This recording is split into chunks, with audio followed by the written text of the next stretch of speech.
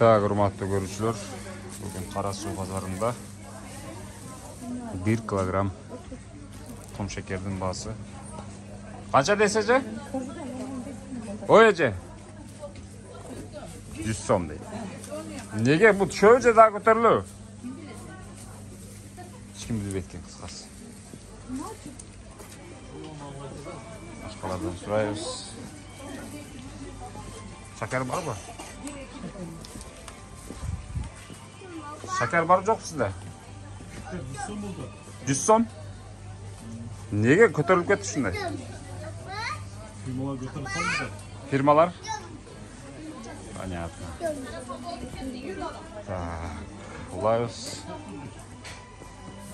Бул жакта оптун саткан жер бар болчу.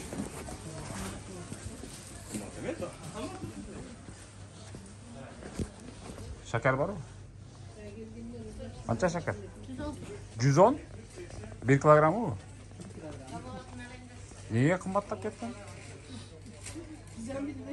Sizler bilmeyiz mi? Ece de bilbeytken. Firmalar kımbatlattı deydi kıskası. 1 kilogramı 100 son, 110 son. Kum şekerдің басы 100 сомдан 110 сомға чейин кымбаттатты.